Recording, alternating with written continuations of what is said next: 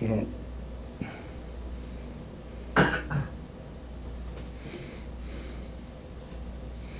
right. A dermatologist issues a word of warning to those of our country who constantly strive for that golden brown suntan.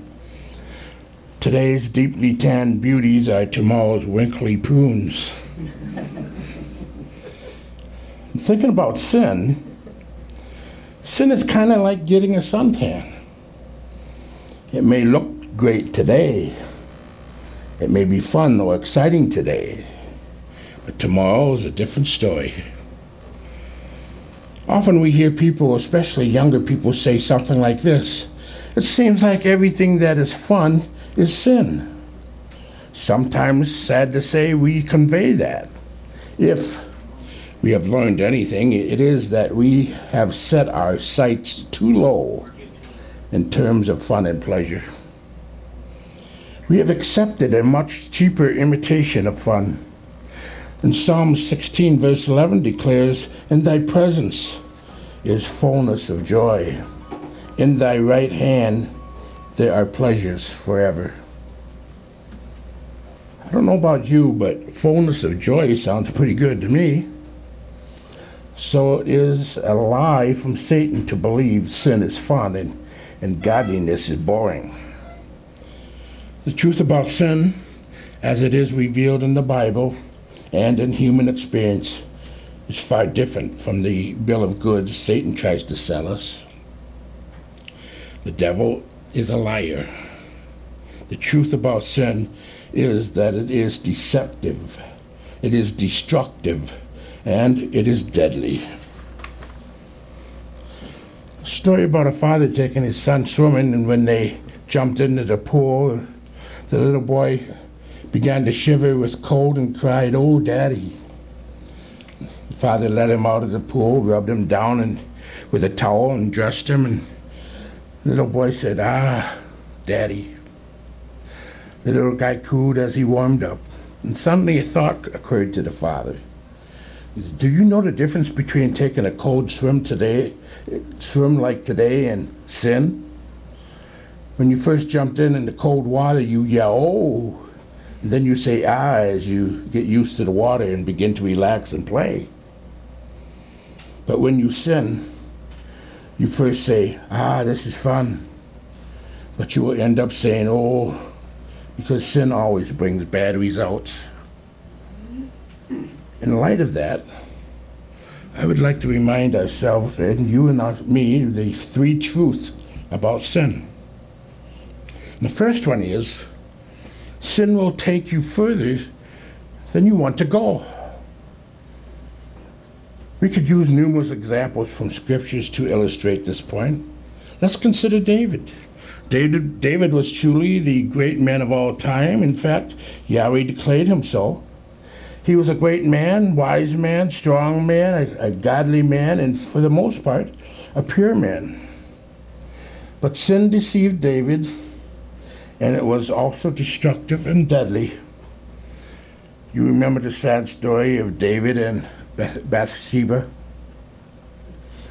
On one occasion, David's army was out fighting battles for him in the country. David the king was loafing at home. We're told that he arose from his bed and walked around the roof of the king's house. And as he looked around, he saw Bathsheba, who was bathing. The Bible tells us that David sent for Bathsheba. He was told that she was married to one of David's soldiers, Uriah.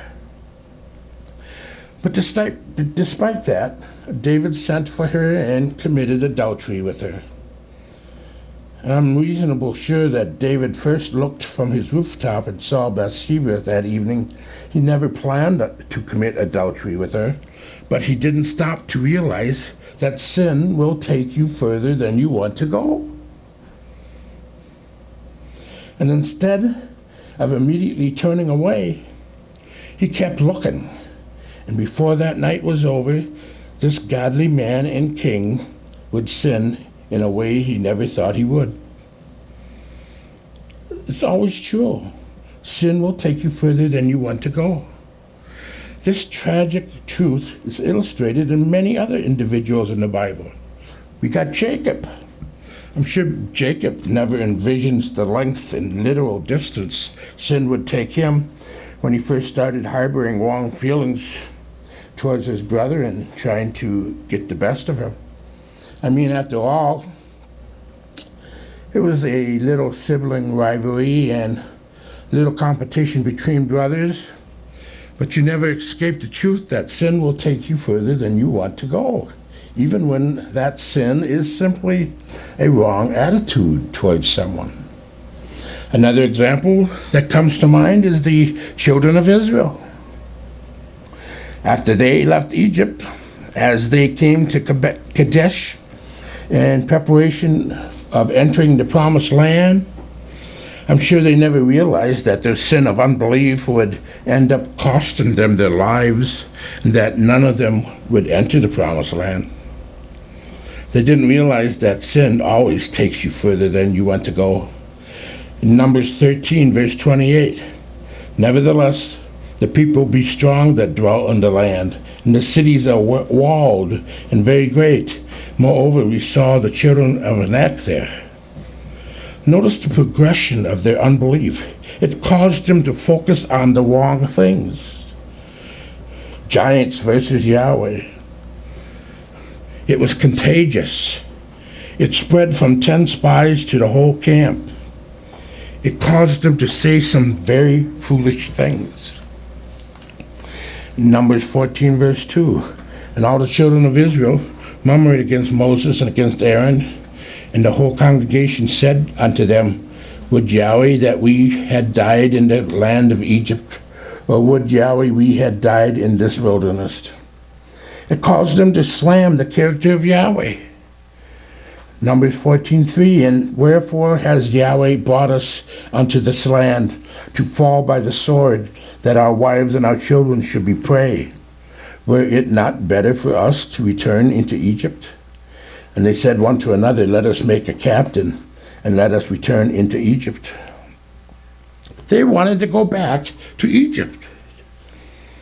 In Numbers 14, verse 5, then Moses and Aaron fell on their faces before all the assembly of the congregation of the children of Israel.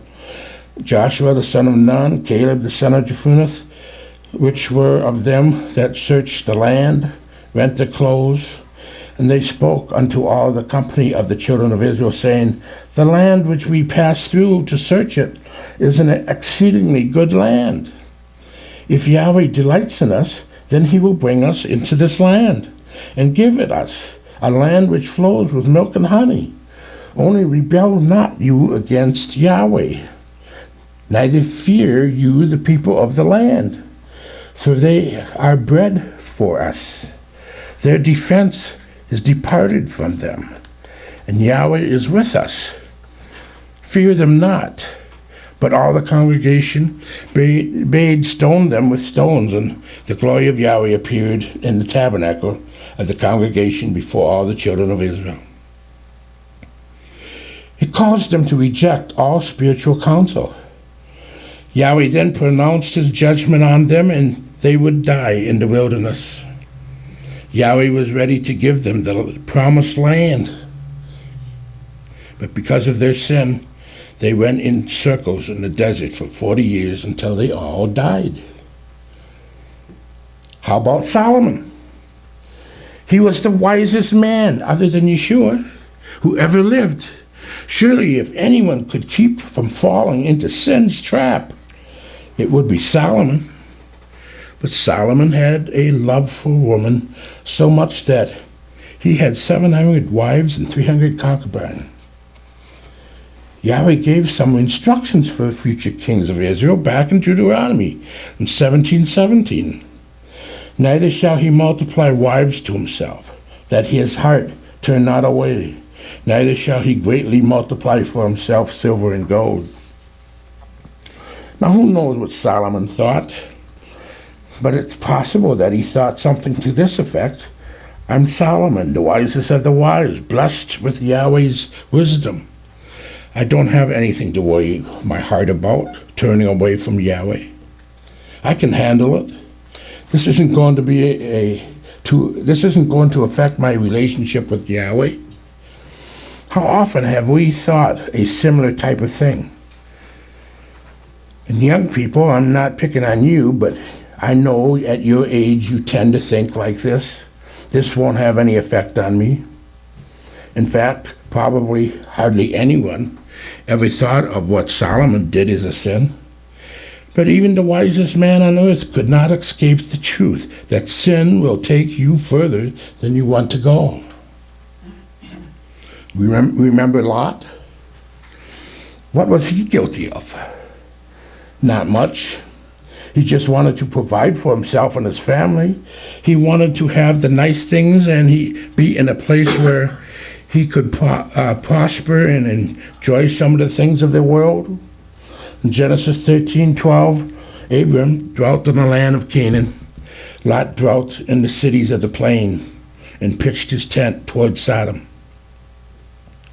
He didn't actually live in wicked Sodom at first because he knew they were wicked and sinners before Yahweh. But he lived near enough to enjoy the advantages of not actually being part of that lifestyle. This is what so many believers and Christians do today. But remember, sin will always take you further than you want to go. Now watch the progression with Lot. He pitched his tent towards Sodom. And Genesis 14:12 says, and they took Lot, they took him, Abram's brother's son, who dwelt in Sodom. Now he's in Sodom, and his goods, and departed. And soon after, he was living in Sodom. And Genesis 19, verse 1 says, and there came two angels to Sodom at evening, and Lot sat at the gate of Sodom, and Lot, seeing them, rose up to meet them, and he bowed himself with his face towards the ground. Finally, he sat at the gate of Sodom as one of their key business leaders. Lot unfortunately realized that sin takes us further than we want to go years later. He could tell you firsthand how sin can destroy a family. Remember Ananias and Sapphira in the book of Acts? What were they guilty of? They just simply wanted to be noticed, to be well thought of, respected. So they thought up a little deception that would draw some attention to themselves, make them look good before others, make them look more spiritual than they really were. They sold a piece of property and pretended to give the whole amount to the church, but really kept back part of it for themselves. It was just a little thing. Everybody tells a lie now and then, don't they? They never realized in the privacy of their own home when they first began talking about this little deception that sin will take you further than you want to go. Not long ago, there was a huge tree in Colorado that fell to the ground with a resounding crash after having stood majestically on a hill for more than 400 years.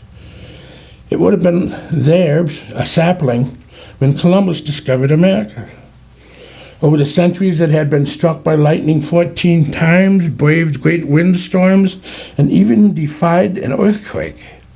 In the end, however, it was killed by some little beetle. Boring under the bark, these beetles chewed away its mighty fibers until one day the stately king of the forest came thundering down. But that's what sin does. It may seem so small and insignificant at first, but it continues to gnaw away at your spiritual life and grows until, if left unchecked, leads you to your downfall. Sin will keep you longer than you want to stay. David commits adultery, Bathsheba gets pregnant. David tries to trickery to have her husband brought from battlefield to spend some time with his wife to make it appear the baby was Uriah's. You recall that Uriah refused to go home while his fellow soldiers were dying in the battlefield. David then had Uriah put to the front battle line, and there he was killed. He was then compelled to admit the child by Bathsheba was his, and finally married Bathsheba. David probably meant for his affair with Bathsheba to be a one-night stand. No doubt he meant to have his fun and forget about it. After all, he was the king. He didn't understand that sin will keep you longer than you want to stay. Had David known his adultery would lead him to murder one of his most loyal soldiers, that his sin would be exposed, and he would have to marry Bathsheba and and some more things I will mention later, he would have never have invited that woman into his house. That night when he saw Bathsheba on the roof was just one act. But you see, sin gets its claws on you and ends up keeping you longer than you want to stay. Jacob probably did not realize when he first started harboring wrong feelings towards his brother and wishing he could have some of the blessings that were Esau's, though through being the firstborn, how that would get a grip on him and gnaw at him over the years, so much so that he would end up doing some pretty despicable things towards his brother and even towards his father. But sin, if not dealt with, will keep you longer than you want to stay. Going back to the children of Israel, I'm sure they never realized when they first doubted and questioned whether Yahweh could lead them victoriously into the promised land, that for the next 40 years they would be living in the result of their sin of unbelief. How long did sin hang on to Solomon? Only long enough so that he was willing to build an altar to Chemosh and Moloch, false gods that people literally sacrificed their children to, false gods that was absolutely contrary to what Yahweh wanted. And you know where he built it? On Mount of Olives, right across the valley from the magnificent temple he had built earlier. And these are his words, so that all the people of the earth may know that Yahweh is Elohim. There is no one else. For Ananias and Sapphira, sin kept them so that they went before the apostles and the church and lied, making themselves out to be someone they were not. You got to understand, sin will keep you longer than you want to stay. But there's one other truth about sin. It is sin will cost you more than you want to pay. Look at what it cost David. He became an adulterer, a murderer. The baby that was born to him and Bathsheba died. For a year, his intimacy with Yahweh was broken. He was shamed at his sin, became known throughout the kingdom. In fact, beyond that, if you ask people today what they know about David, out of the 3 or 4 things they list, his sin with Bathsheba is one of them. And we have Matthew chapter 1, verse 6. And Jesse begat David the king, and David the king begat Solomon of her that had been the wife of Uriah. This became a permanent blot on David's name.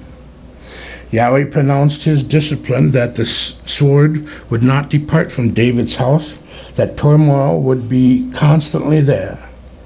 And as you read about David's family, you will find that David's son, Amon, by one wife, seduces his half-sister Tamar. In fact, he rapes his half-sister, and one of David's other sons kills Amon for what he did. Another of David's sons, Absalom, the one he loved so much, double-crossed his father and tried to take the throne away from him. Also publicly disgraced his father in a way that I won't even mention. You start adding it up, and you'll find that David paid a tremendous cost for his one night of sin. Sin will cost you more than you want to pay. What did it cost Jacob? 21 years of being separated from his family. 21 years of break of his relationship with his only brother. When Rebekah originally came up with the schemes to send Jacob to her relatives, she told Jacob to go to them for a few days. until your brother's anger against you subsides. Then I shall send for you and get you. But the word from Rebekah never came. I wonder what Jacob thought all those years of waiting. I wonder what mental anguish he endured whenever he thought back to what he had done and why no word came from his mother. What else did it cost him? He never saw his beloved mother again. She died before he could get back home. What did it cost the children of Israel? It cost them the very thing they had been looking for, the very thing they had been waiting for, the very thing they had desired for such a long, long time, the promised land. It cost them Yahweh's rich blessing in their lives. It cost them their hopes and dreams. It cost them their lives too. I don't believe one of them would have said what they wanted to give all that up. But you see, sin will cost you more than you're willing to pay. What did it cost Solomon? Judgment from Yahweh. Yahweh declared that he would tear the kingdom away from Solomon and his descendants. In other words, the splitting of the kingdom into the north and south kingdoms was the result of Solomon's sin. It cost him peace throughout the kingdom of Yahweh, raised up an adversary to war against him. The most importantly, it cost him the blessing of Yahweh on his life and his legacy. I wonder how many times you have paid much more than you were willing to pay because of becoming involved in a wrong relationship. What about Lot? What did his sin cost him? It cost him the respect of his family. Genesis 19:14. And Lot went out and spoke unto his sons-in-laws, which married his daughters, and said, Get up, get you out of this place, for Yahweh will destroy this city. But he seemed as one that mocked unto his sons-in-laws. They didn't respect him enough to believe what he said, but they laughed at him. It cost him his wife, as she turned into a pillar of salt. Incest with his daughters. In fact, Lot's sin not only cost him more than he was willing to pay, but it ended up costing much, much more, as the two nations which came forth from the incestuous relationship were frequently at war with Israel. They were constantly a thorn in the nation of Israel's side. How about Ananias and Sapphira? Our last example. What did it cost them? Not much. Just their very lives as Yahweh struck them down for their deception and sin. It cost them their reputation, for they did become well known throughout the church, but not for the reason they wanted. Do you think any of these people could envision what they would have to endure because of sin? Don't be lulled into thinking that somehow we are an exception. There's a story about a boy named Sam. Sam was a young boy who lived in the deep south. His summer days were filled with times of walking through the woods, playing with friends, and fishing at the pond down the road. The fish was by far his favorite thing to do, and just every day during the summer vacation, he would dig up some worms and head off with pole in hand for a day of fishing. And this steamy hot day, like most others during Sam's summer break, waking up early, he could hear the pond calling him to come fish. So Sam quietly walked out the front door, grabbed a pitchfork, a worm pail, and walked into the woods to search for bait. He turned over old stumps and dug under leaves, hoping to find worms. Under one old stump, he hit the jackpot. The ground was withering. 2 minutes, he had all the bait he needed, and in 15 minutes, he was at the pond. Reaching into his bait bucket, Sam pulled out a big worm. He double-hooked it and tossed it in the water. He noticed a stinging in his hand, but filled with the excitement of the moment, he paid no attention to it. Within 30 seconds, Sam had a strike and pulled in a nice fish. Wow, he thought, the first fish in the first minute of fishing. He put the catch on his stringer and hurried to rebait his hook and tried his luck again, and once again he felt a stinging sensation in his hand as he threw his hook into the pond. He didn't have time to worry about it. Within just a few seconds, another huge fish. He fumbled the next time and baited his hook. His hand felt numb and stiff, but Sam was too excited about catching another fish to give it much thought. At the end of only an hour, Sam had caught 8 large fish and was definitely his best fishing day ever. He was so proud of his accomplishments that he even thought that there was plenty for the day. So he threw his heavy stringer of fish over his shoulder and he dashed down the road towards home to show off his catch to his parents. The local sheriff happened to drive by alongside of Sam and started to congratulate him on his catch of fish. With a smile and a victory whoop, Sam held up the stringer. The sheriff gasped, parked his car, and ran over to Sam. His eyes hadn't deceived him.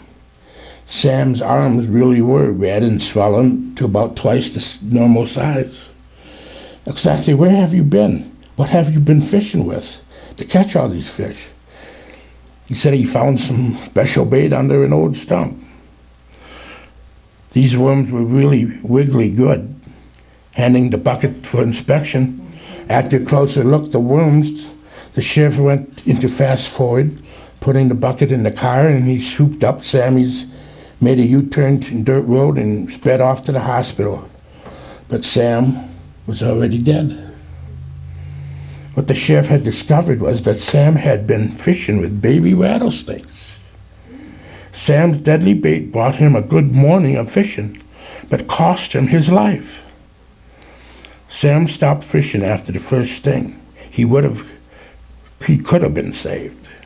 But Sam was having so much fun and didn't bother himself with the small voice of pain in his hand. Then as the hand grew numb, even that voice was silenced. Playing around is not dealing with sin. It's like using baby rattlesnakes. It may be or seem harmless, but it's putting its venom into you, and it will affect you because sin will take you further than you want to go. Sin will keep you longer than you want to stay, and sin will cost you more than you want to pay. It's easy to acknowledge these truths about sin when you are talking about big sins, such as David's adultery or murder. But take note, these principles are just as true of the lesser sins, such as Jacob's wrong attitudes and the children of Israel's unwillingness to simply trust and believe Yahweh, and Solomon's belief that because he was so smart, he would not be affected, and Lot's desire to be where the action was, and Ananias and Sapphira's desire to simply be well thought of. Baby rattlesnakes and that poisonous venom is being poured into you. I don't mess around with rattlesnakes, and I pray I would be even more concerned about messing around with sin. Here's a quote that goes with this message. "He who once leaves the right path little knows how far he may go astray, or how great will be his perplexities and perils." Remember what Scripture says, "Seek you the ancient paths." Don't leave it. This person who goes astray, he may never return. Certainly he will not return without overcoming immense difficulties and finding out by bitter experiences his folly and perversity. I'm sure Samson never intended to be an adulterer, and finally end his life in suicide when he began to date a Palestinian girl named Delilah. But sin carried him from dating a forbidden girl to committing adultery with her, to toying with a special vow he had between Yahweh and suicide. Had Samson known sin always takes you further than you want to go, maybe he would have never started seeing Delilah. I believe this principle was true for Samson. No doubt Samson never planned to go to a harlot's house or fall in love with a woman who would betray him. Yet he refused to deal with and confess his sin. He kept toying with disobedience to Yahweh's laws. He did not realize sin will keep you longer than you want to stay. What did it cost Samson? It cost him his eyesight as the Philistines plucked out his eyes. He was never used by Yahweh to the extent Yahweh wanted to use him. Think about the things he did do. Can you imagine what Yahweh would have done through him if he had walked with him in complete obedience? It cost him his dignity and eventually his own life. Then we have Joseph's brothers. I think Joseph's brothers, I'm sure the brothers never realized in the beginning when they began harboring hard feelings toward Joseph, just where it would all lead. It did not stop with hard feelings. It progressed to jealousy and hatred and a desire to kill, selling him into slavery and lying to their father. But it all started way back with not dealing with the hurt feelings towards their brother. They did not realize that sin takes you further than you want to go. And then we have Joseph and his brothers. How many years were they enslaved with guilt and fear of what they had done to their brother? Probably every time something bad happened to them, they considered it Yahweh's judgment for their sin. In Genesis 42, verse 21, and they said one to another, we are very guilty concerning our brother, in that we saw the anguish of his soul when he besought us, and we would not hear. Therefore is this distress come upon us. And Reuben answered them, saying, spoke I not unto you, saying, do not sin against this child? And yet you would not hear. Therefore, behold, also his blood is required. 22 years later, and they still were carrying the guilt. Sin will definitely keep us longer than we want to stay. And how about Joseph's brothers? What did it cost them? Heartaches, pain, years of guilt. And possibly it cost them the very thing they desired the most, a close relationship with their father. I doubt it was possible for any of them to have a close relationship after they sold Joseph into slavery, because every time they were near Jacob, they were reminded of the pain and heartaches they had caused their father. In their story, though, we can see how Yahweh will forgive sin as it is confessed to him. It appears the brothers had a real and sincere repentance and change of heart and character, but not without first costing them more than they were willing to pay. There's a story about a man coming home and he felt a bump. And as he pulled his car into the driveway, he came to the carport, stopped and came out, looked out. Sure enough, he had one of the rear tires was flat, exposing the metal cord of the steel belted radio. The next morning, when he visited the tire dealer, he noticed that the same brand of tire on the other side of the car showed no such wear. He asked why. The car manufacturer explained that a nail had stuck in the rubber and transferred rust to the steel belts, weakening the interior of the tire. That in turn caused the belt and the tread to separate. Just a nail and a little rust. How easily spiritual bumps can develop in the life of a believer. Unconfessed sin in the heart is like rust on a steel belt. At first, nothing appears to be wrong, and we may even consider it of no consequence. But our love for Yahweh reigns. Interest in Yahweh's word declines. Prayer becomes less important. Soon spiritual progress comes to a bumping out. It may be some bad sin you are tempted to do, but it may be what we would call just a little thing. That little thing is still a sin, and if it is a sin, it will take you further than you want to go, and keep you longer than you want to stay, and cost you more than you want to pay. Sin must be rejected, whether it is something big or small. Remember what Yeshua said, "If you love me, keep my commandments." Sin is the transgression of the law. And sin will take you further than you want to go. Sin will keep you longer than you want to stay.